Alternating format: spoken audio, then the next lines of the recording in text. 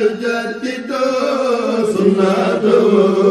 فلا وإني أحمد للمصطفى نويت ما يجدد سنته فلا وإني أحمد يعينني على ثواب سلمد بجاه خير الخلق من جيد. yéen nag dama leen doon waaj a mere yéen élèves yi ndax dama bëgg ngeen tàccu bu baax.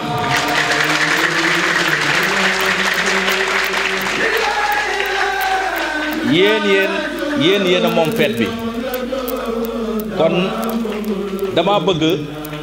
ku fi jël kàddu rek ngeen tàccu bu baax.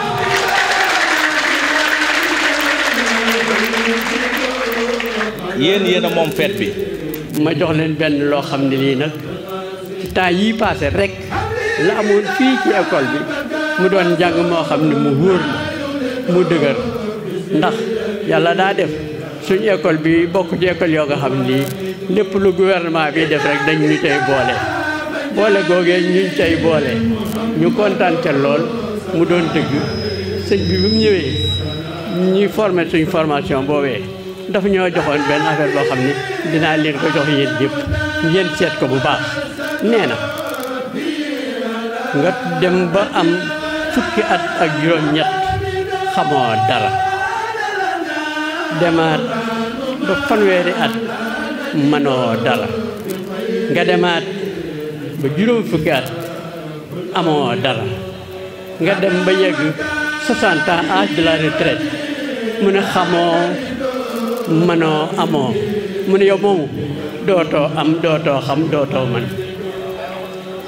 foogee nag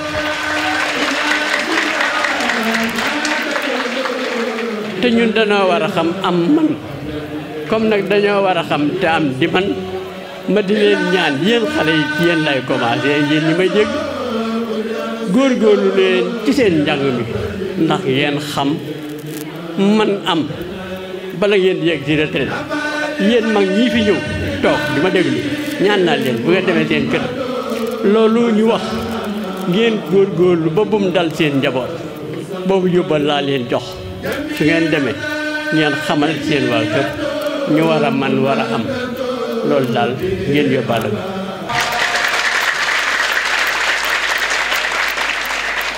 Collègues, professeurs et surveillants, chers élèves, mesdames, mesdemoiselles et messieurs, c'est un honneur et une grande fierté qui m'anime aujourd'hui, marquant la cérémonie des activités du gouvernement scolaire 2019 des élèves du collège franco-arabe de Darussalam. En effet, permettez-moi de vous adresser mes salutations les plus distinguées avant de vous présenter l'historique de notre cher établissement scolaire, le collège franco-arabe de Darussalam. Créé en 2008 dans l'enceinte du CM Gaïndé Fatma de Mbacké, abritant ses classes, le collège franco-arabe de Darussalam a été inauguré en 2011 avec comme principal Serigne Cheikh Ndiaye dans le premier village créé par Cheikh Ahmadou Bamba Khadimou Rassoul qui est la terre de Darussalam, une terre de paix, une terre sainte et bénite. L'implantation de ce joyau architectural, ce bijou magnifique, ce monument du savoir au cœur de Darussalam fête aujourd'hui sa 9e année d'existence dans cet environnement sain marqué par des années glorieuses avec des résultats satisfaisants depuis l'année de sa création. Ce collège est toujours classé parmi les meilleurs établissements scolaires d'après ses résultats obtenus au BFM dans le département de Mbacké. Ainsi, le collège franco-arabe de Darussalam a eu un taux de réussite de 100% au BFM avec ses premiers candidats au BFM de l'année scolaire 2011-2012. C'est ainsi que nous jugeons utile de vous donner les taux de réussite obtenus au BFM depuis la première promotion de 2012. Les taux de réussite au BFM obtenus par le collège franco-arabe de Darussalam sont les suivants. En 2012, on a eu un taux de réussite de 100%. En 2013, 57,45%. En 2014, 62,64%. En 2015, 61,18%. En 2016, 68,04%. En 2017, 71,21%. En 2018, 76,79%.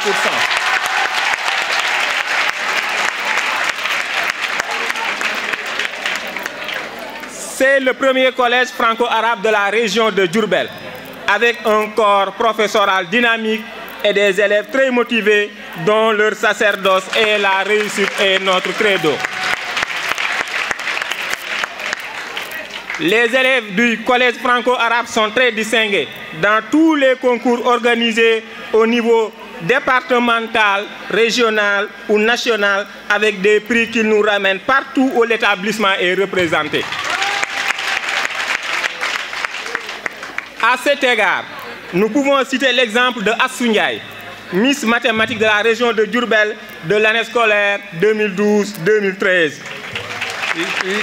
L'élève Morsine, distingué dans le concours récital Coran de l'année 2016, est classé deuxième au niveau national. L'élève Mbaye Gaye, élu par ses camarades d'élèves, président du gouvernement scolaire de l'année 2019-2020, récompensé cette année à Dakar pour ses brillants résultats scolaires, et la liste est loin d'être exhaustive. Le collège franco-arabe de Darussalam est un collège public qui fait aujourd'hui, ce collège public fait aujourd'hui la fierté de tout un pays. Les enseignements apprentissages sont d'une qualité exceptionnelle, aussi bien qu'en arabe, français, anglais et dans toutes les disciplines scientifiques. Les mêmes enseignements apprentissages dans les collèges d'option française se déroulent aussi bien dans les collèges franco-arabes au niveau national avec les mêmes programmes dans toutes les disciplines. L'enseignement est de qualité et l'éducation demeure une priorité. Les élèves ressortissants des collèges franco-arabes sont en train aujourd'hui de marquer leur empreinte partout. Certains sont devenus de brillants étudiants dans les universités du pays et excellent dans toutes les filières littéraires ou scientifiques. Les élèves des collèges franco-arabes sont des modèles de citoyens pour un pays qui veut émergent. Et par leur abnégation dans le travail, leur discipline et leur engagement sans faille. C'est aujourd'hui une fierté de travailler avec ces potages et de partager avec eux ces moments de communion dans cet environnement sain et merveilleux. Je ne saurais terminer sans rendre un vibrant hommage à un monument du savoir, un homme courtois, travailleur, modeste, généreux, pieux, infatigable dans le travail, aimé et aimable par toute une équipe soudée derrière lui, qui a toujours travaillé pour le rayonnement de ce temple du savoir. Le petit-fils de Serigne Darou Assane Ndiaye, je veux nommer Serigne Cheikh Ndiaye. Karim. Assalamu alaikum wa rahmatullahi ta'ala wa barakatuhu.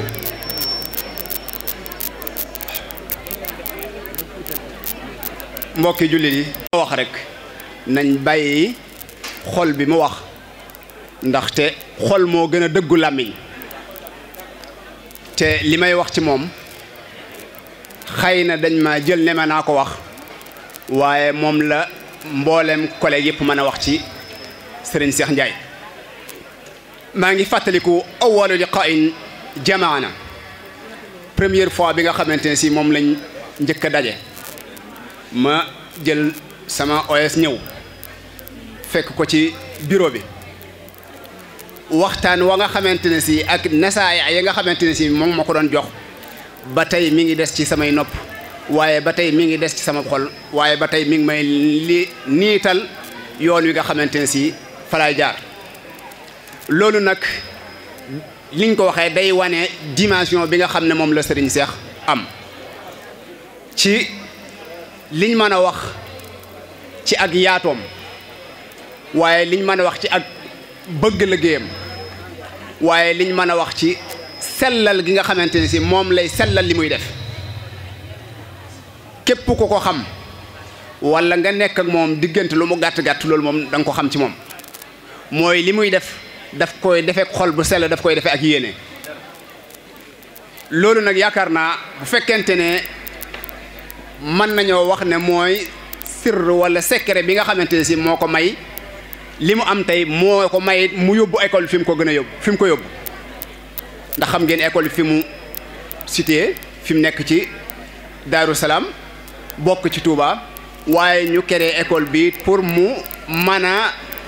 répondre besoins yi nga xamante ne si moom la gox bi soxla c'est-à-dire franco-arabe boo xamante dañ fay jàng li ñu war a jàng ci mboolem làkk tubaab masalan français ak ya ci aju waaye di fi jàngal xale yi seen diine ngir buñ génnee doon ay modèle kon kooku yaakaar naa kañ fay tànn maanaam misaal yi la war a nekk dafa mel ne nag kon tànnin boobu juumuñu ci te yaakaar naa li may wax xëy na man maa koy wax waaye collègue yëpp mën nañ ci seede muy koo xamante ne si suñ ci waxee lu ñu wax mën na maa wax ne am na lu des ci moom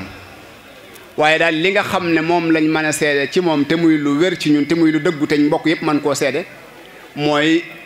ak yaatoom ak mbaaxam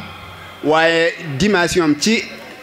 capacité ci mën a déglu nit ak xalaat yi lu ñu wuute wuute xalaat yi lu mu jaxasoo ku nekk xam ne milliers ay jàngalekat ni mu baaxoo bindoo wuute gi ci am wuute xalaat yi naan kenn ku nekk di défendre say position waaye ku toog ak moom it da nga xam ne loolu yàlla may na ko ci ñoo xam ne néew na mu may ko nit ci man laa déglu mën a nangu say xalaat man laa convaincre man laa fexe ba teg la ci yoon wi nga xamante ne si moom la ko yàlla may mu mën a jaar ci yoon wu jub loolu yaakaar naa ne ñun ñi nekk ak moom ñëpp ñi ngi koy bàyyi xam ci moom xëy na man na maa wax ne yàgg nañ yàgguñu ndaxte def na ma ak moom lu mat juróom-ñaari at waaye man moom sax si yéen personnellement dafa am jeexital bu mag a mag bu mu def ci moom ndax da ngay dem ba da nga am ngant sax léeg-léeg yenn ngant yi pour war a mën a ñëw école waaye da ngay am kersa ci ne naa ña def demande ndax koo xamante ne si gis nga biñ tuddee parcours am léegi nga xam ne da ngay gis fi mu jaar ak waaye lim la mage te toujours moo lay njëkk école moo la fi mujj te ëpp la lu muy def léeg-léeg boo ko soxlaa këram bala ngaa dem këram fekk jant bi sono mu ne la maa ngi woon ci réunion wala maa ngi woon ñu nangam te loolu lépp mu doon activité yoo xamante ne ci école bi kese laaju bokku tëg nag yeneen sart yi ko féete feneen kon kooku yaakaar naa boo nekkee ak moom daf lay gën a motiver ci nga gën a mën a góorgóorlu gën a mën a jaar ci yoon wa loolu ku nekk xam na ko waaye it beneen aspect bu am importance ci liggéey bi nga xamante ne si moom la liggéey fi wax dëgg yàlla man dama koy tuddee ne maanaam moom moo nekk avocat bi nga xamante ne si moo porté woon combat franco-arabe yaakaar naa ne inspecteurs yi ak ñi ci aju xam nañ bu baax a baax xalaat ak yeneen yi nga xamante ne si moom la ci dugal jàpp naa ne bari na ci lu soppeeku ci organisation boo xamante ne ci ay xalaatam la jóge ndax man bokk naa ci ñi nga xam ne dañ koy jege di jéem a jariñ ci moom ci nu mu gën a rafet ci nu mu gën a yaatoo kon loolu yaakaar naa ne kenn ku nekk ci ñun amel na ko ci njukkal rawatina ñun ñi nga xamante ne si dañuy yëngu ci wàllu diine di jàngale ci langue arabe ñun ñooñu xëy na ñëpp amel nañ ko njukkal waaye ñun ñoo ko gën a amel njukkal ngir taxawaay bi nga xamante ne si moom la ciy taxaw ak comme ni ko monsieur Sock junjee léegi it maanaam ni muy fexee ba jikko xiyam islamiye yooyu toujours ñi di ko jéem a jëmbat ci xale yi waaye it ñuy fàtte suñu bopp ngir mën a jariñ xale yi te moom li muy wax li ñuy wax kalimatu mustahil xayru mawjudun fi xamuusi xayaatihi maanaam impossible pour moom amul yaakaar naa ñun ñëpp miin nañ baat boobu ci moom mën naa nekk luñ wax mu ne mën naa nekk tey daf koy loolu muy wax mën naa nekk jooju muy wax du ko wax sànne ko ci àll bi mais day joxe preuve tudd nañ fi parcours école bi léegi yaakaar naa ne yooyu preuve yu leer la yu palpable la yoo xam ne mën nañ cee teg loxo waaye moom noonu la gëm loolu lay doxee tey def ci joxe day joxe résultat daf ci joxe preuve ne pour moom impossible amul ci dund lu ñu wax mu ne mën naa nekk te it yàlla di ko ci defal ndam loolu nag ak engagement am loolu ak njàmbaarteem la loolu gëm li muy def la loolu bëgg li muy def la kon loolu ci loolu war nañ ko amel ñu jëkk kon man bu ma doon ko diir bi ma ànd ak moom damay jàpp ne su ma doon wax naan sëñ Cheikh Ndiaye suñ ma laajoon luy ayibam lan mooy defoom benn defoo laay wax ne moom la am mooy xubbuhu lil amal wa itqaanuhu wal ixlaas gëm gim gëm liggéey mais man gim man liggéeyam mais sellal gim koy sellal bu amoon benn defoo dama naan loolu mooy defoom ndaxte kuy dajeeg moom ci loolu ngeen di daje du ngeen daje feneen fu ngeen daje rek dafa aju ci liggéeyam te loolu bu boobaa yaakaar naa ne mën naa tontu la Sëriñ Tuubaa tontu woon Sëriñ Tuubaa bañ ko wax xaalu safi am na bayit buñ tontu loon fa in kaana haada fa in kaana suudu in kaana aybi suudu fi utaamihi fa daaka aybun nafisin laysa yuxsini kon ci gàttal loolu lañ ci bëggoon a jàllal xëy na waxtu wi moo ñu permettre waaye daal jàpp naa ne Sëriñ Cheikh lu waay mën a wax ci moom it des na kon xëy na ñoo ngi jéggulu ci guddal gi ak kaddu yu ñàkk yee jub wasalaamu aleykum wa rahmatullahi taala wa barakaatu.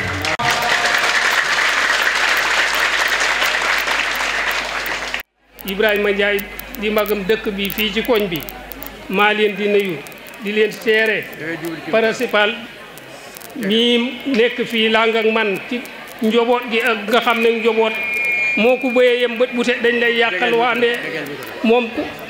jikkooy puusa la yor baax gi mu yor ak oyof gi nekk ci moom mu mën na diis gann te oyof toy man mii di Ibra di magam dëkk bi keroog ba ma dammee ba mu ñëwee ñu wax ko fee la gaare otoom ñëw nuyu ma yëkkati dooleem yëkkati saa su ñëwee sant ma di ma dëfal muy nit ku oyof te mën na diis gann loolu laa leen di seereel di jëmm ju baax la joo xam ne ji liggéey bi mu ne maa ngi ñaan ci doole yi maam Cheikh Anta ak Serigne Touba yàlla na ci kawe ba nekk ni sooroori Touba yi jërë ngeen jëf jërëjëf. ألقيها فيها بعد ما أريد أن أقوله بعض ثم أترك الباقي لأخي سيد خمة. أنا أقول بأن سعادتي لحضور هذه الحفلة تعود إلى أسباب ثلاث. أول هذه الأسباب أن أخانا الشيخ جاي يعد واحدا من أوائل المستعربين الذين أنيطت بهم مسؤولية إدارة مدارس رسمية ألا وهي المدارس الفرنسية العربية التي أقيمت وأنشئت في إطار ما يسمى بتنويع العرض التربوي، تنويع العرض la diversification de l'offre éducative. في هذا الإطار أنشئت المدارس الفرنسية العربية تلبية لمطلب اجتماعي حقيقي وعتيق، ويعتبر أو تعتبر هذه المدارس الآن مكونا رئيسيا من مكونات نظامنا التربوي السنغالي، ويعتبر ركنا ركينا وجزءا لا يتجزأ من هذا النظام. العامل الثاني أن مسألة اختيار الشيخ جاي ونظرائه لم تكن أمرا سهلا، بل اكتنفتها هذه المسألة اكتنفتها صعوبات جمة. تعود هذه الصعوبات إلى ما كان لدى السلطات التي تملك حق تعيين من صكوك. النقطة الثانية التي أركز عليها هي أن مسألة اختيار الشيخ نجاي كمدير لم تكن أمرا سهلا، وإنما كانت تكتنفه مشاكل جمة. تعود هذه المشاكل إلى ما كان يساور السلطات التي تملك حق التعيين من سكوك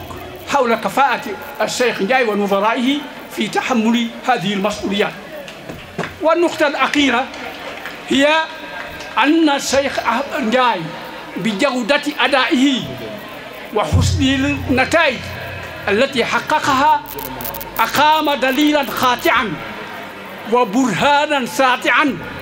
وحجة دامغة على أن المستعربين لا يقلون كفاءة عن سواهم، وبذلك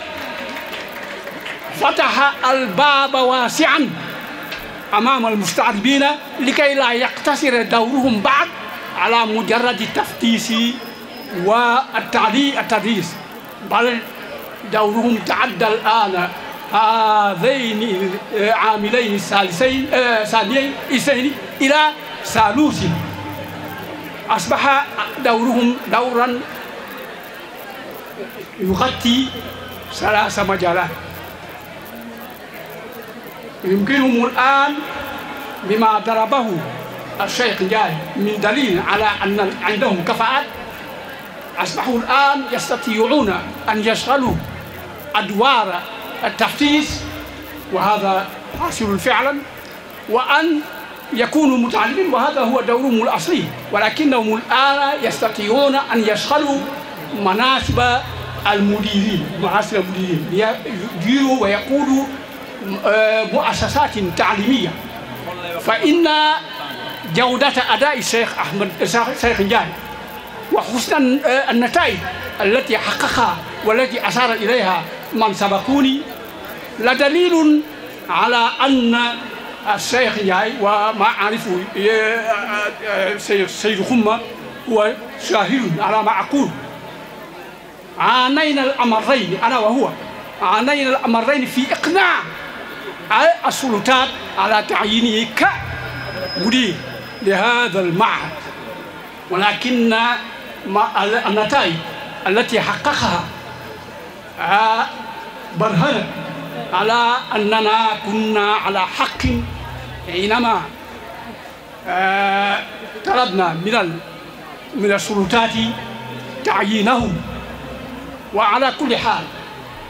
كنت أود أن يسمح لي الوقت بأن ألقي كلمتي باللغات الثلاث العربية والفرنسية، لأن المؤسسة التي نتواجد فيها الآن مؤسسة مزدوجة، على أنها تعمل بلغتين، اللغة الفرنسية واللغة العربية. وأخشى إذا اقتصرت على استعمال لغة واحدة من هاتين اللغتين أن أبدو وكأنني أفضلها على الأخرى.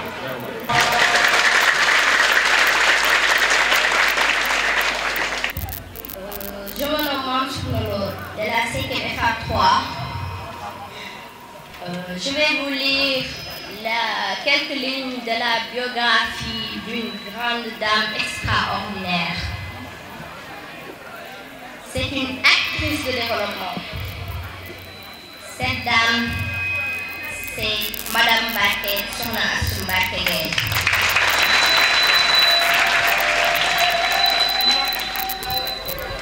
Domiciliée à Touba, à Lieu, route de Belel. Sokhna Astou Mbacké Gaye est née le 15 octobre 1962 à Kaolack. Elle a fait ses études à l'école Casaville de Kaolack,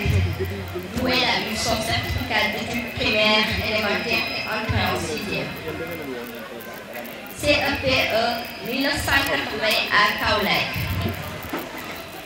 Au collège PIE 12, puis au lycée Gaston Berger de Kaolack. où elle a eu son diplôme de fin d'études moyenne DFEM et son baccalauréat 1987 en série D, qu'on appelle aujourd'hui CRS. Université de Dakar, faculté des sciences et techniques, département de physique chimique de l'Université Cheikh Anta Diop de Dakar, UCAD, 1988-1992. En 1992-1993, elle a eu son maîtrise en physique et chimie. Madame Astou Mbacké Gueye a quitté l'université pour l'Europe. Madame Astou Mbacké Gueye a quitté l'université pour l'Europe où elle a séjourné avant de revenir au pays. Madame Mbacké Astou Mbacké Gueye,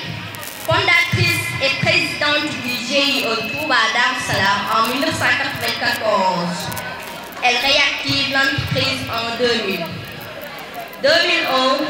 elle reçoit son premier financement du FNPJ, la première bénéficiaire à rembourser intégralement le prêt, une rectitude qui lui valut les félicitations du chef de l'État d'alors. Sokhna Astou Mbacké Gueye a d'abord mis en place une chaîne de restaurants à Dakar avec le GIE Touba Darou Salam. Cette situation l'a amené à Touba et Serigne Mouhamadou Lamine Bara Falilou, alors khalife général de son père El Hadji Fallou Mbacké, l'épouse en 2005. 2006, partenaire de l'Institut de technologie alimentaire ITA à travers un financement de la BID. En 2009,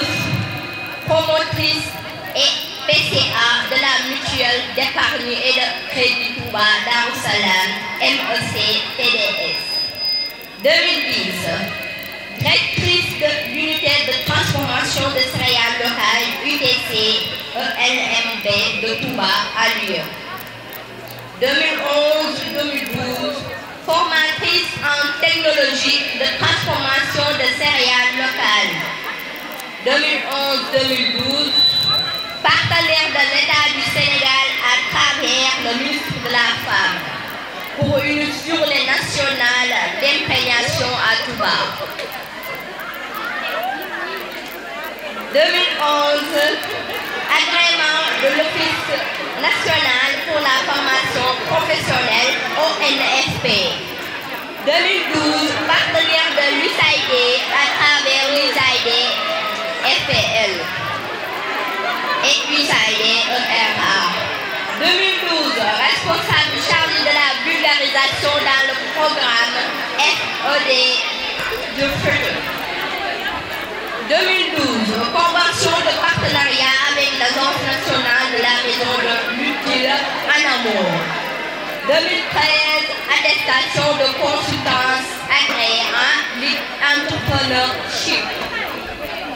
2015,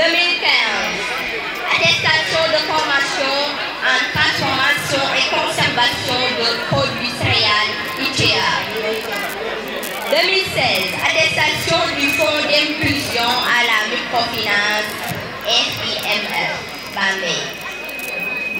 2016, convention de partenariat avec l'UADD, Université Ali Diop Bambey. 2016, membre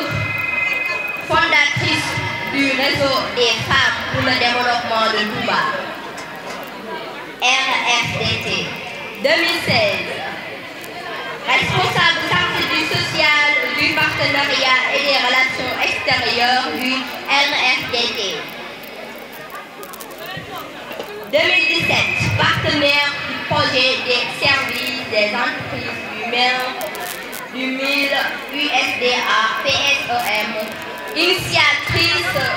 du premier Business Forum de Touba.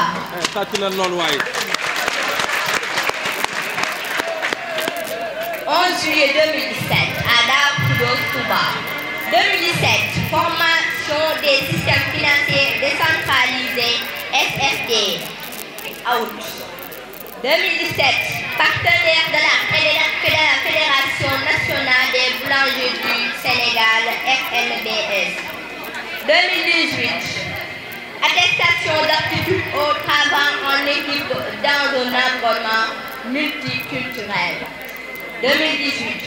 pionnière du développement de la région du Diourbel.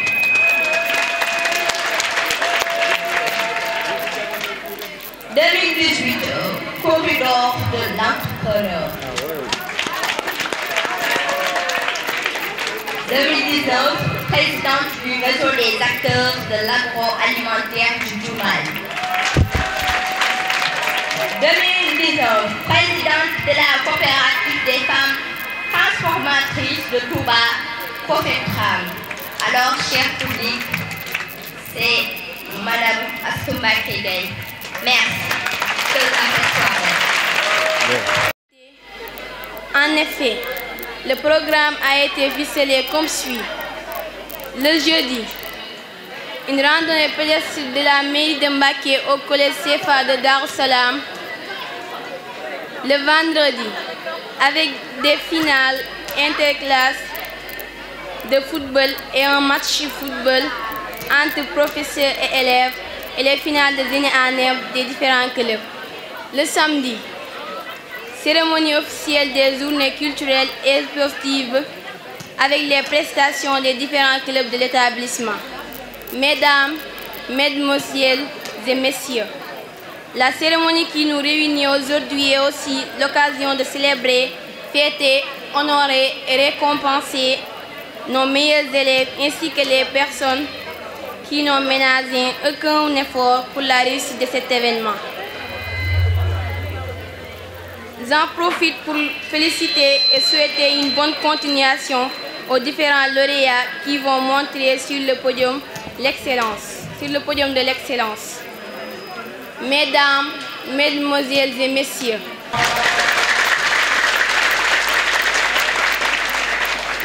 di sant suñu collègues inspecteurs yeeg principaux yi ñu fi fekk li tax ñu ne dañuy jël kàddu seede région de Diourbel dafa am suñu benn inspecteur d'académie da doon wax ne dafa am benn jubb bi bu ñu ko watee dootuñu ko xàmmee mooy jubbu franco-arabe ak daara ministre Souran Moustapha Souran le professeur ba ci ministre yi ko wuutu yëpp bu suñu toog benn semaine bu ñu dul jokkoo ak inspection d'académie ak inspecteur d'académie bu Diourbel di ko laaj nan la ñuy doxal ci mbirum franco-arabe ak daara nga xam ne finalement Diourbel dafa nekk une région pilote boo xam ne lu ñuy def ci franco-arabe ñoom lañ ciy déglu luñ ci wax rek suba ba jant soo loolu la ñuy def Mbacké wëlbatiku nekkaat moom it département pilote parce que ñetti département yëpp am nañ ko may fii résultat biñ fi am ci franco-arabe coono bi ñu fi daj pour samp ko mu réussir dajuñu ko ci beneen département yëpp fi metti woon na trop waaw mënuñu wax yëpp fi ñu jaar mais damay wax na rek projet BID 4 bi nga xam ne programme éducation la banque islamique de développement financé ko ñetti région lañ ci tànnoon Diourbel moo doon première région bi collège bii ci lañ ko tabax bi ñu njëkkee am promotion bu war a dem entrée en 6e donc at mi war a dem 6e muy en 2008 dañu tëraloon benn stratégie dénkoon ko Ousmane Mbow mi fi jóge léegi muy jàmbaar ji mu jeexi ñu tudde ko woon un système de portage dañuy fekk école bi nekk école classique ñu dugal fa ay classe franco-arabe pour principal bi téyal ñu ko loolu la ñu Ousmane Mbow defaloon ba bi ñu tabaxee collège bi ñu jël Serigne Cheikh Ndiaye dénk ko mais loolu mooy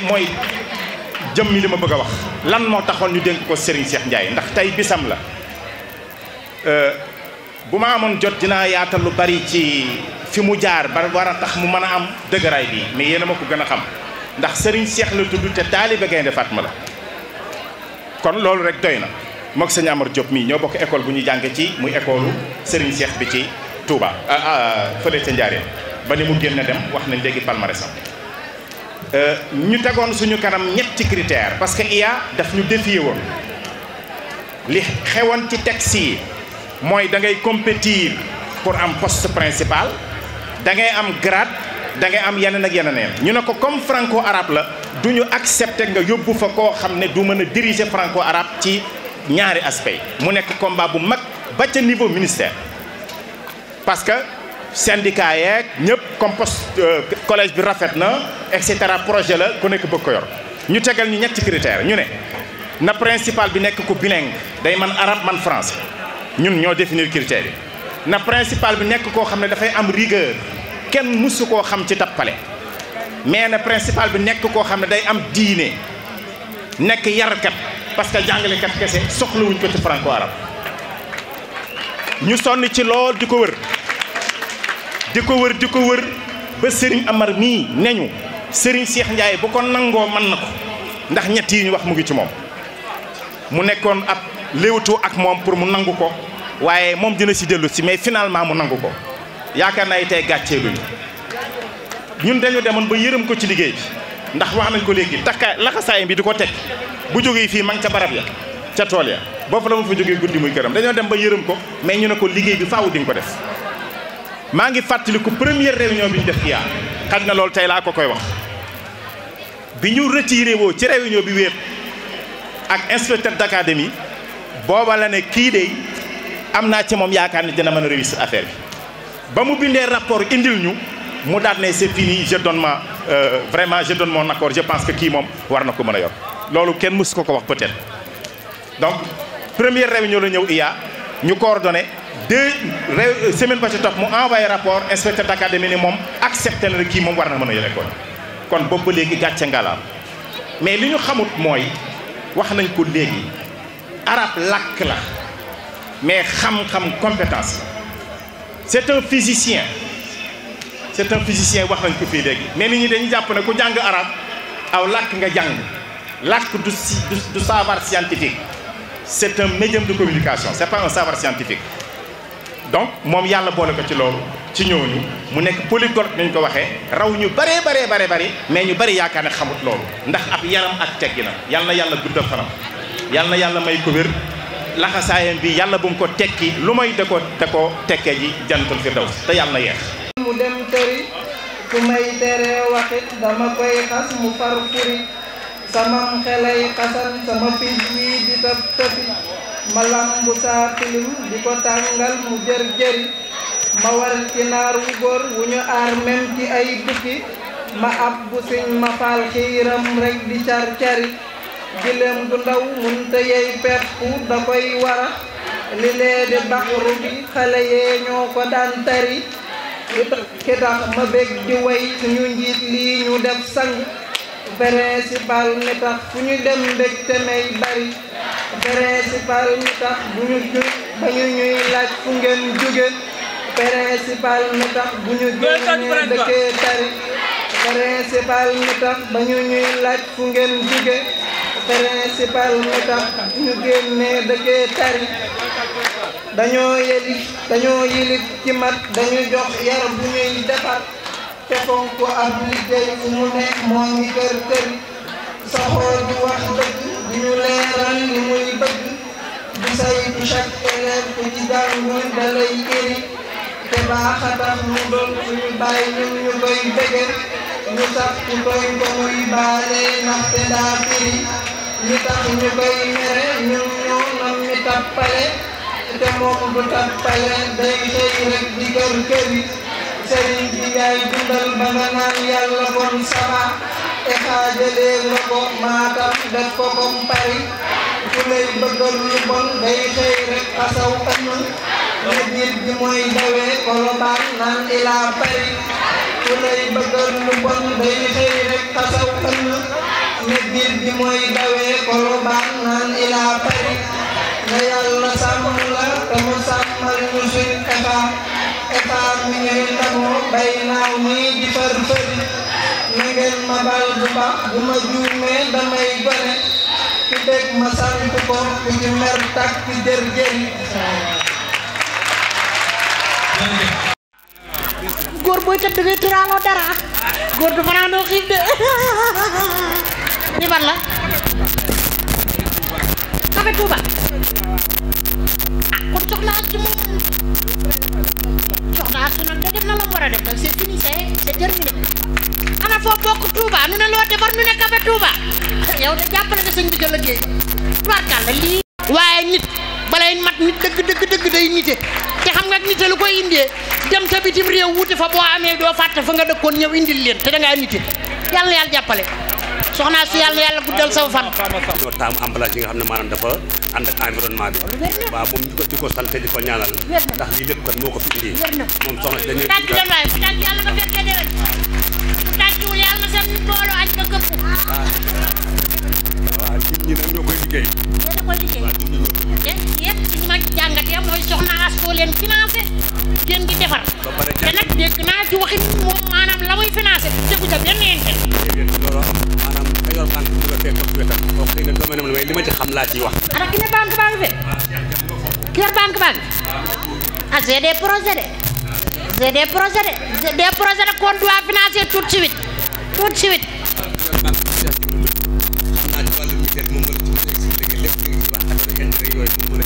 wàllu emballage la yor ak wàllu usine kenn ndox mi muy maam waaw bu ma yor wàllu usine bu ma chef de production waaw moom séeréer la nag moom séeréer loolu moo ci ne sant nañ ci gërëm ñëpp dëgg yàlla macha allah bàkkaar bu nu bàq ci bàq bu wax sax muy bëgg xëy wuti mbaaxe nan la waxal sax mbaax soxna si yàlla nga gudd fan waaw yow daal yow amoon noonu sax damaa bëggoon ne la yàlla na sax noonu gaañu waaye yow amoon noonu. asalaamualeykum mbokku jullit yi mbokku taalibe yi. Serigne Cheikh Ndiaye inspecteur yi toog principaux yi toog encadreur yi toog éducateur yi toog jiital ci nag ñi ñëwoon indi lettre bi soxna maam Anta soxna Say ak Bàcci Soog ak Salaam ñi nga xam ne ñoo ñëwoon indil ma. choix bi ngeen def nee ngeen benn arabisant sax moo toog rek ngeen def choix ñun nag en tant que femme de développement ñun li ñu ñor rek mooy li Sëñ Touba santaane Sëñ Touba daf ne la base du mouridisme c'est le travail la discipline et la foi mooy liggéey jaamu yàlla yar ak teggin ci loolu nga xam ne nag tey moo ma tax a ñëw fii ngeen tuddee ma bis bii ma leen xamal ne leen sëriñ bi dafa bind ci Masaalikul Jinaan mu ne la meilleure parure dont l'homme puisse se parer c'est la bonne conduite jox nañ fi léegi benn xale diplôme meilleure conduite yar ak teggin rek ci la lépp xaj dëkk bu sell dëkk bu nga xam ne sëriñ bi dafa jóge ca tukki bu metti ba wàcc ca bato ba ne ijaaxa salaam man tàddoomu li yaa wali fi daari salaam waaw sëriñ bi mu egsee ca géej ga ca bato ba lim njëkk a wax mooy oo leen ma maam Cheikh Anta ñu ool ko maam Cheikh Anta lam ko wax na waxu ko keneen kon tey bu ma toogee fi mu tudde ma soxna Astou Buri soxna Astou taaw sëñ Basiru soxna sëñ Cheikh Gaynde Fatma ma ànd ak équipe bu nga xam soxna maam bu sa wilaay xaas bi wax tàll la ma génneel jàppale ma ñu sot na ba ñoom soxna Ndioba ñoom soxna maam Coro Diouf ay sëtu Buur Siin ay sëtu sëñ Touba yoo xam liggéey rek lañ xam ñun nag ñun suñ li ñuy bokk c'est un bokk sur le développement Touba nag dafa soxla xale yoo xam ne bu ñu jàngee am ay référence bi nag day ànd ak jom ànd ak fulla ànd ak fayda ànd ak am kilifa déggal say waajur yar ak teggin nangoo jàng loolu mooy dëkk bii ñu nekk loolu moo fi mën a dox kon tey bu yàlla doxalee ngeen jiital ba damay bëgg man mi ma am soxla ndax ci li ma nekk dama koy fas yéenee gën a góorgóorlu da ngeen maa ñaax li ñu def lépp nag mënuñu koo wax fii ndax liggéey nañ ko ba dugal fi américain yi ba tey américain yi mën nañ fee indi loo xam ne xale yi danañ ne suñu marraine bi moo ko fi indi liggéey nañ ba tey ab réseau agroalimentaire juddu ci liggéey nañ ba réseau des femmes ànd ak ñun def ñu partenaire ba tey jii ñu am fi coopérative boo xam ne xale yi ñoo ko nar a jiite ay ñoom Mame Fatigné ak ñoom ay Moustapha Sène ñu ngi toog ak ñoom ay xaar tey jii soxna Mame Marème Dieng nekk fa secrétaire général te soxna Ndioba ak man ak ñëpp nañ ko conseil d'administration ba lépp pour développer dëkk bi kon nag tey soxna sëñ Bàcci Soog soo wax rafet na ni nga téye micro bi normal na xam nga li ngay def ñu ngi leen di ñaax di leen bàyyee yàlla di leen xamal na leen liñ liggéey fii mënuñu koo lim moo tax ngeen tànnuñu dañuy bëgg ëllëg ngeen am téeméeri Astou Mbacké Gaye yu nekk ay référence ci région bi ci département bi ndax buñ toogee bañ jël ñu pionnière de la région de Diourbel pionnière mooy lan di yëngatu bañ accepté na kii de mi ngi yëngatu développement ñu am ci corridor boo xam ne corridor développement la tey ñu toog ba nga xam ne américain yi dugg nañ ci dëkk bi ne lan ñoom amuñu xaj amuñu seen ñoo nañ dugg ci àll bi dugg ci jox-joxaan bi dimbali askan bi kon xale yi tey seen njàng li leen bëggal su ko yàlla dogalee ndax war nañ koo mën a am ndax principal biñ ne moom bi ñu wax fii adjectif qualificatif yi ñu ko fi waxal kooku yaakaar naa ne élève bu mu yore xale bu fa génn da nga xam nooy comporté woo kon nag ñun lépp loo nga xam ne danañ mën nañ ko wala mënuñu ko sax danañ ko jéem à travers nos relations madame Sankaré maa ngi lay yóbbante ci ministre de la formation professionnelle téléphone laa ko wax man sama yëf la xam da ko waaye dafa yëkkati benn 100000 jox ko moom du moom de daf koy yónni Bachir envoyé ma ko sama téléphone léegi laa ko jot te man dama koy wax ci kaw parce que dama dul nangu ëllëg ak si biir ma ne ministre ba kat oowoon naa ko seet si woon na ma déedéet affaire xale la xale boo bëggee mu dox da nga koy wax dëgg di ko won dëgg di ko won fulla ak fayda ndax xale bi day recopier li muy recopier nag yàlla na baax kon référence bii ngeen tànn li ngeen ci gis ba jël ko ci man yàlla naa ko wàll xale yépp école établissement Touba Darou Salam ñu ngi jéggalu di leen ñaanal li nga xam ne Serigne Touba ko wax tawil la naa umra naa saxil la naa badanan wa xab la naa rusda wa tawfiiqa yàllaa ko yàlla jërëjëf te loolu ca xamul soxna su fi ne bu la neexoon ne damay politique waaye defoo ko yal na yàlla guddal saw fan bu la neexoon ne damay laaji mairie wala ay député yu kenn xamul te loolu yëfi àdduna la képp lii ngay dafa ëpp solo téeméeri junni yoon def te tegoo ca lenn yal na yàlla guddal sa fan xam naa bu ma doon kiiwal toj fi de góorgóorlu leen de surtout yéen jigéen ñi jàng leen de ku xool soxna soo xam ne jigéen mën naa am lu ne ci njàng jàng leen de ah baax na góorgóorlu leen ngeen jàng ndax dégg ngeen ma góorgóorlu leen de ëllëg président réew mi war naa mën a ne jigéen te war naa mën a jóge fii Senghor dëkkul Ndakaaru Abdou Diouf dëkkul Ndakaaru Abdoulaye Wade dëkkul Ndakaaru Macky Sall dëkkul Ndakaaru kon président war naa mën a jóge ci réew fii dañ jàng de waaye mel na per bu xar di wër di tararal rek inspecteur sëñ Cheikh Ndiaye inspecteur te xam nga ñi gis nga jàngalekat amul kenn ku ko mën a fay ci àdduna gis nga nit mën na laa may lu ne nangu ko ba mu des xam-xam ba mu def sa bopp nit lu ne mën na la koo may nangu ko ba mu des xam-xam ba mu def sa biir bopp ah kon respecté leen seen maître yi de respecté leen bañ a mel na xale ya ma xam te fële kii sol lu gàtt def lu bon ñëw bu nee nii ñu jiñ prof ba dara wala maître ba dara waaw gis nañ ko fi kon yéen góor man muuraay ma duggee ci école bi muuraay yéema njëkk a tuwaarkal la seetal sama xol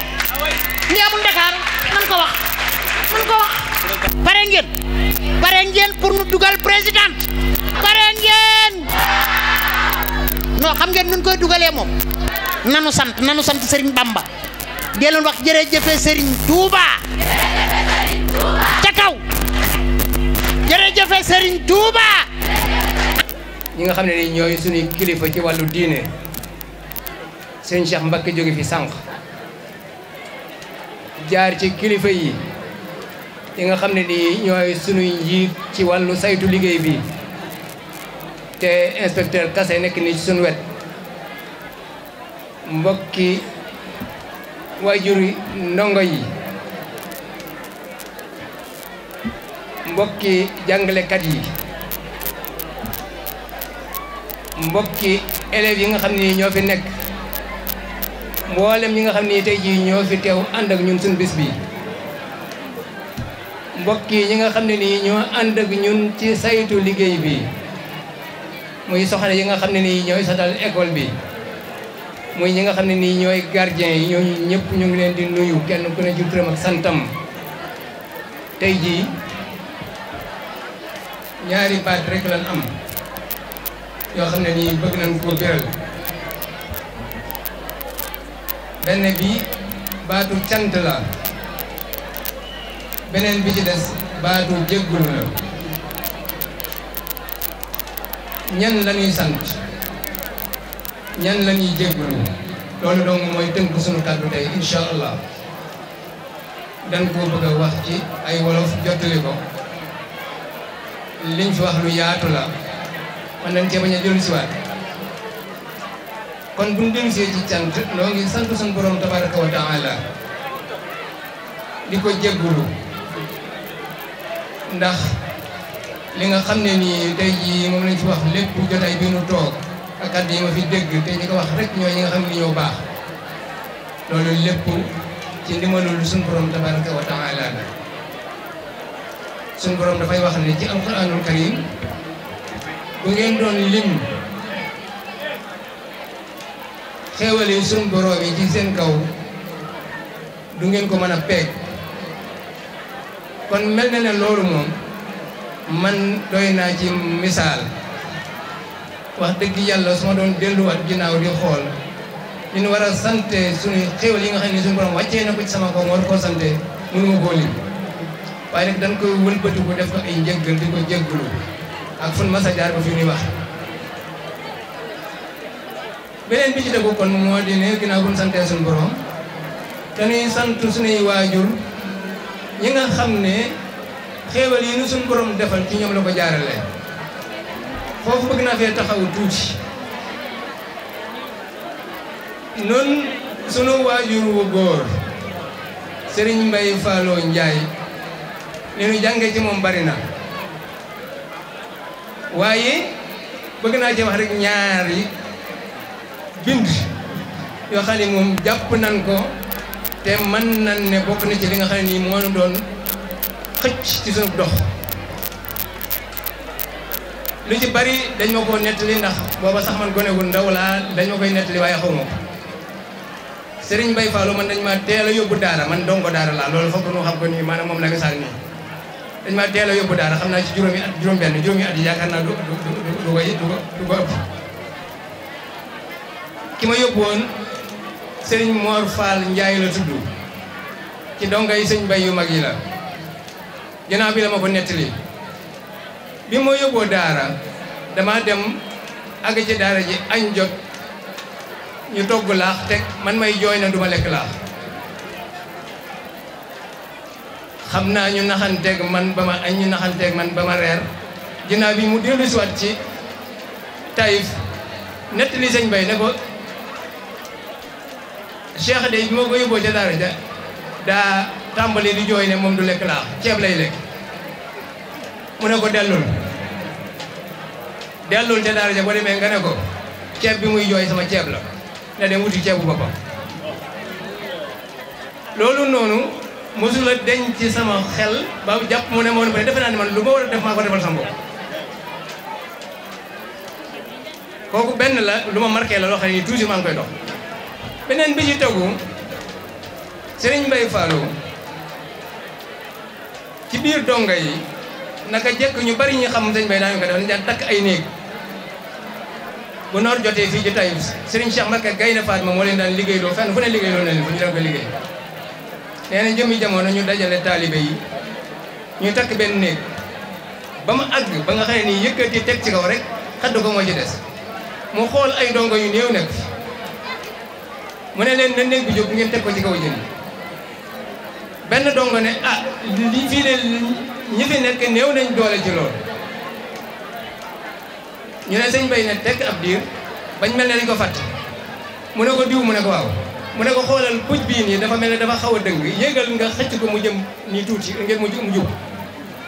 bi mu yéegee ba ci kaw bay xëcc puj bi ñi fi des mu ne leen na néeg bi jóg ñu boole ko ak moom yëkkati moom mi ne woon mënuñu ko ñu boole ko ak néeg bi yëkkati aj ko loolu bokk na ci li nu marqué ba man gowuma ne lu mën a nekk am na noonu sama bind la moom lay doxee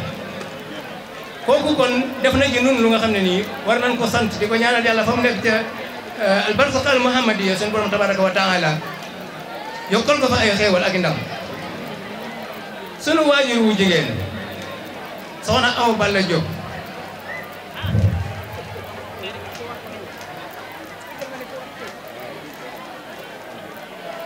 jàmbaar la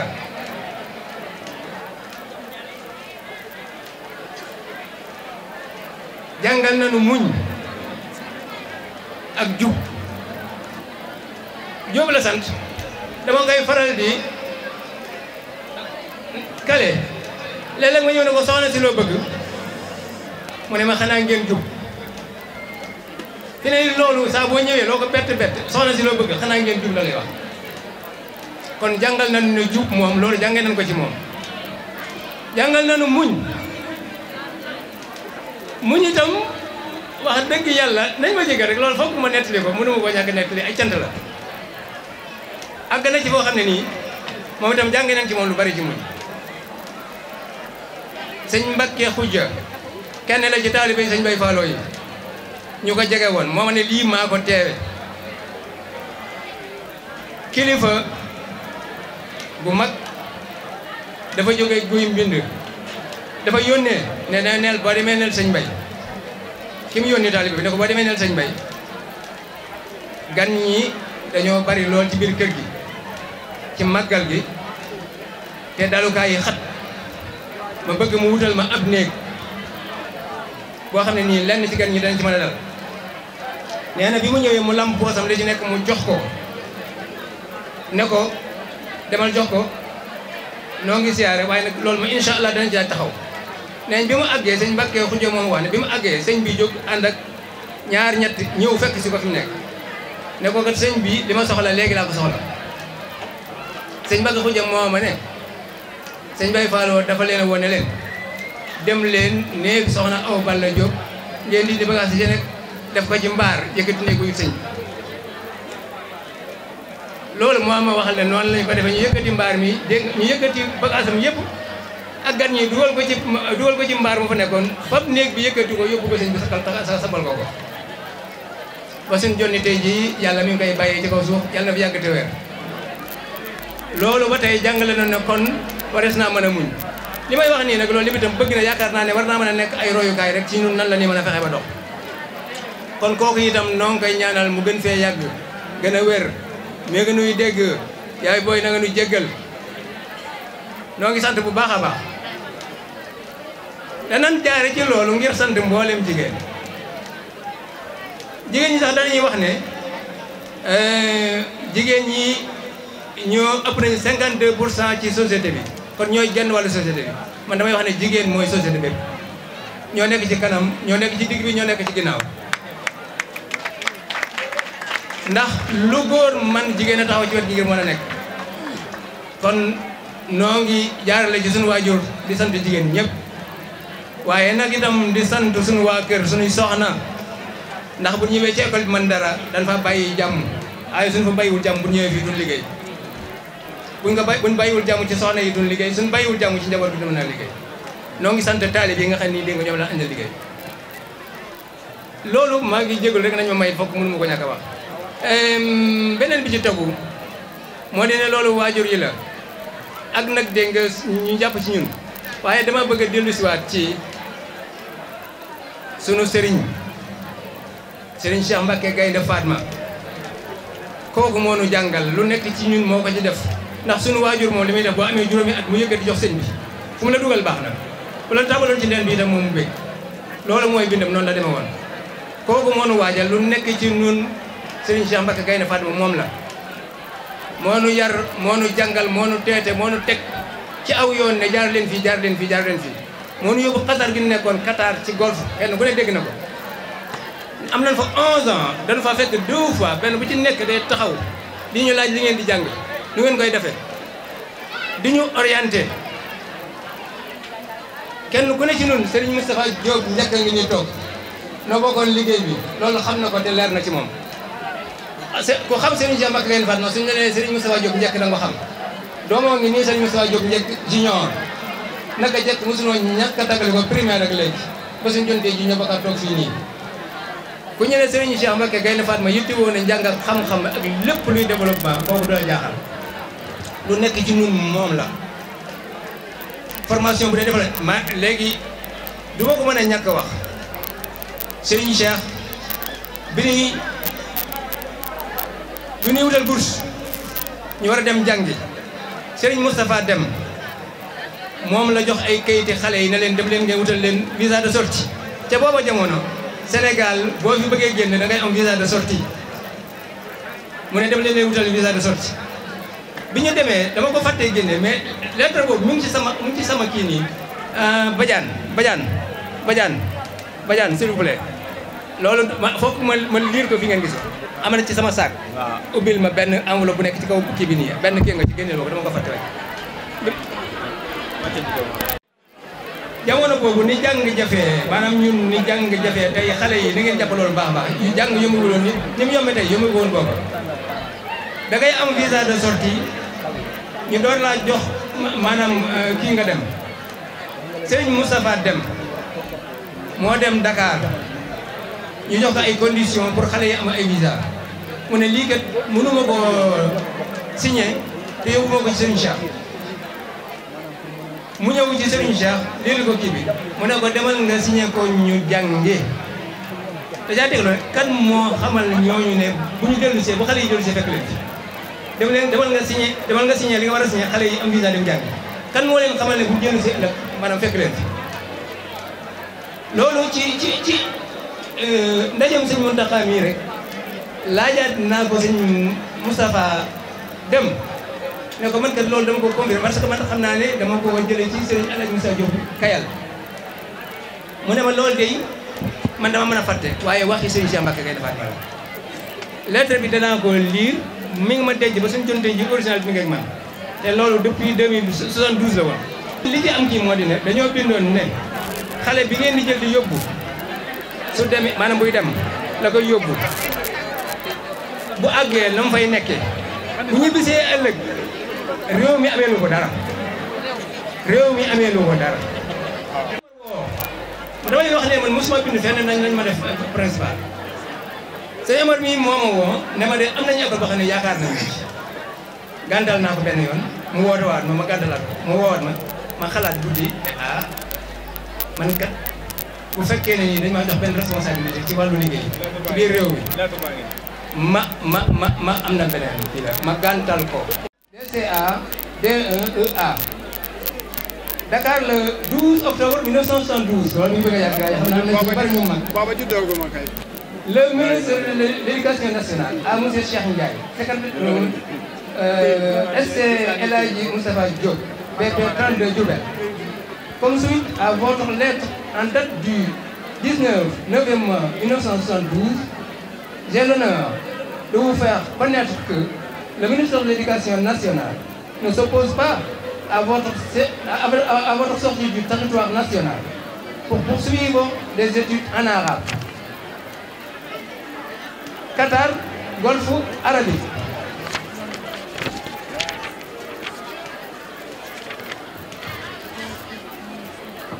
Il reste entendu que vous voyagerez à vos frais et sous votre propre responsabilité. À l'aller comme au retour, le gouvernement du Sénégal ne prendra à votre égard aucun engagement, ni pendant, ni après vos études. Kii nii maanaam photocopie la mais original bi mi ngi ak man kër ga ba léegi maa ngi ko gàdde loolu bis bi man pour foog mënu ma ko ñàkk a wax bu ma demee bay yàgg maanaam les autorités boo ma ne dañ laa soxla ci nangam bi ma tëddee guddi la ne ah man su ma ko déggul suñu jax ma ke ëllëg su ma demee dama xam lu ma koy jaxe ma ne waaw pourtant benn waaw atténu ma mais suñu borom defal na ma ci ay ndam yoo xam ne nii lépp ay ndam la alhamdulilah kooku kon noo ngi sant yàlla ci loolu di sant seen jam ak ay mbaa la dugal ak yéen waaw mënul waaw non naa ko taxawal foofu parce que xam naa ne bu dee soob waaw kii la beneen bi ci tegu rek li ma bëgg ci mooy sant nag ñi ma àndal liggéey bi ba ma ko tàmbalee ak léegi kii moo ma woowoon monsieur Xuma ngi nii wax na ko fii léegi daanaka du jël soog di wax ak moom bi ma ko jotee monsieur Mbaw léegi la fi jógee bi ma ñëwee moom laa fekk mu ngi tudd Gaynde Fatma mu abrité Franco monsieur Bassirou Gueye mi ngi nii moom na bokk nekk tey su ma ñëwee document yi may njëkk a jot ci gestion moo ma ko jox bi may ñëw bu ñu woon loolu amul fenn formation ma def gestion bu ñu tuddee des établissements toog na ma iya Diourbel dama ko ne waxal li nga bëgg su ma ko déggee incha allah dafa am ko maa ngi jégalu lu dul tamit dara mais def sant la foofu dama war a sant maa ngi sant mboolem ñi nga xam ne nii ñoom la ma yàlla booleel ci ci personnel enseignant personnel administratif sama collègue principaux yi dañ may wax ne ma yow kat dafa mel ne suñu borom dafa la tànnal ba pare doog noo jox la ci des woote nañ fi ba tey ci wàllu discipline dama yow bokkoo ci parce que sa école taxul ñuy wax kon élèves yi maa ngi leen di sant enseignants yi maa ngi leen di sant parce que bu dul woon ñoom loolu mën a sotti personnel administratif bi nga xam ne nii ñoo lay dajeel bataay bi maa ngi leen di sant mbooloo lañ ñëpp tubarkalla ay jàmbaar lañ nañ ma may rek ma tudd ci soxna Seynabou Mbacké ak soxna Mame Anta parce que suñu kilifa lañ. gis nga boo demoon Ndakaaru tey ca lycée ak école yu mag yi principal ba bu feet yu mel nii amee ma nga karawaatu xoju ba deen kaa nga nag naaj bi di ko ba garay waaye xoolal principal ba takkuk der principal boo xam ne dañuy ñii rek jël takkuk der nga ni ko jàkk nga ni ko jàkk tekku nii principal jugal taxaw xool leen li xam nga ni lii fii la am waay ah lii waay man billaay maa bañ ko sima karawaat rek di nuyu les professeurs les professeurs principaux à la retraite yi nekk fii di nuyu aussi les forces de l'ordre di nuyu ñi nga xamante ni ñoo ànd ak marraine bi fi ma bëgg a tàmbalee samay kàddu rek xam naa du yàgg mais nañu may tuuti rek mu jàllale sama message fi may tàmbalee sama kàddu mooy option franco-arabe parce que il faut ñu taxaw ci collège bii mooy collège franco-arabe bi ñu am ci biir département de Mbacké te comme ni ko suñu kilifa gi waxee sànq suñu carte d'identité ñun au niveau de l'IEF de Mbacké mooy franco-arabe ak daara loolu la ñuy xàmmee te loolu fii lañ ko mën a amee muy collège franco-arabe te dafay régler problème bu am solo boo xamante ne mi ngi ci biir Touba ak Mbacké ndax bu ñu xoolee suñu département bi mooy département bi nga xamante ni taux TBS am moo gën a tuuti ci Sénégal te loolu li ko waral mooy ñi nga xamante ni dañoo jàngut dañoo bari ci biir département bi te loolu li ko gën a waral nag mooy offre bi moo nekkul en adéquation ak li nit ñi bëgg 41% lañu am taux alors que le TBS national mi ngi autour de 90%. Donc offre bii di franco-arabe dañ koo war a jàppaat ndax mu mooy suñu 40 nit ñi moom lañu bëgg. fi mu ne nii région de Louga mi ngi bokk ci région de Diourbel mi ngi bokk ci les 5 régions les plus en retard li ko waral mooy loolu offre bi ak li nga xam moom lañu bëgg bokkul méngoowul te ñun ñëpp xam nañ ne alxuraan bi dañ ko war a dëggal dañ ko war a yokk ci biir école yi parce que loolu mooy suñu loolu mooy yoon may waxtaan ak tuuti rek élèves yi parce que élèves yi ñoom ñoo woote journée culturelle des élèves la alors may wax rek ne élèves yi comme ni ko waxee sànq rek monde bi ñu nekk actuellement nous sommes dans un monde très difficile un monde boo xam ni un monde de vitesse et de rapidité maanaam marqué koo gis muy marqué le pas rek dañ lay dépasser et même pire dañ lay piétiner donc pour ñu bañ ñu dépasser pour ñu bañ ñu piétiner il faut que ñu jàng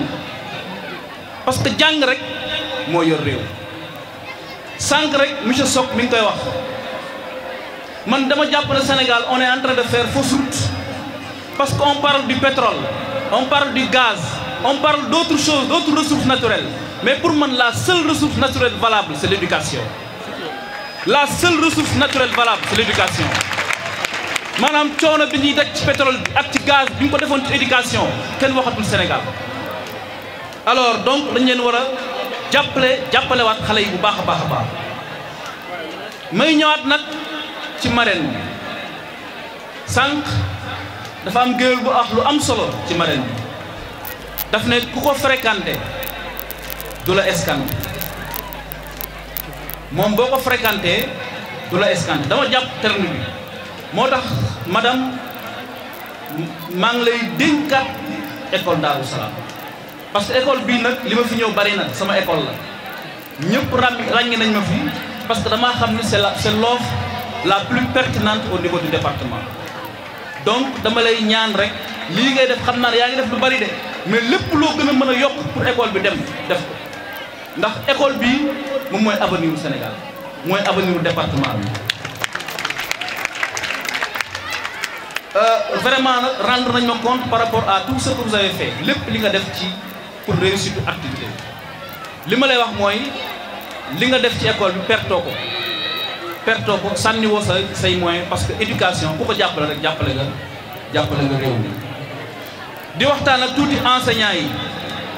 tuuti rek di waxtaan ak enseignants yi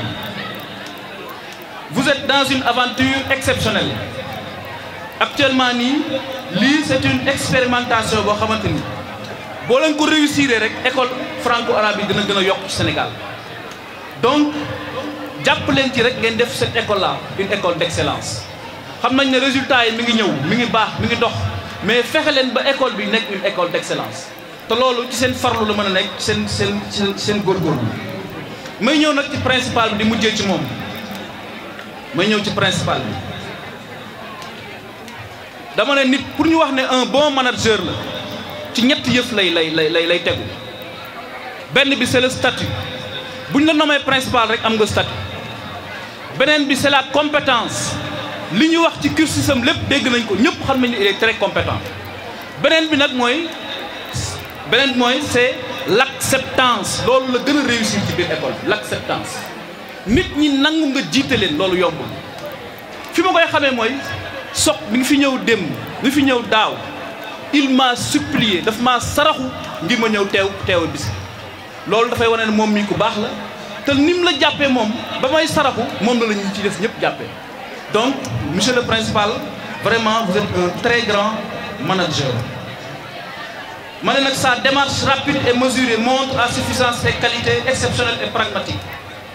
vous sortez toujours satisfait au détour d'une discussion avec monsieur Cheikh Ndiaye. Voilà un homme poli, courtois, racé, correct, élégant, entrepreneur, pragmatique, un passionné de l'école, un fonctionnaire loyal, méticuleux, disponible, j'en passe. Donc, toutes ces qualités-là, aucune qualification dans la langue française ne permet de qualifier ce grand homme. Bref, voilà un grand baïfal de l'État et de Serigne Touba. Donc, par respect, vraiment, par respect à la fulgurante carrière de M. Serigne Cheikh Ndiaye, je baisse la voix et termine mon discours en disant yàlla na ko suñu borom bàyyi suñu kanam lu yàgg a yàgg. Asalaamaaleykum wa rahmatullahi wa barakatuh. L'homme d'honneur à Madame Sokhna Mbacké Gaye présidente chef d'entreprise Mariama Touba Darou Salam pour service rendu à la communauté éducative de l'établissement. kon soxna si di yàlla na nekk ay cadeau voilà jërëjëf.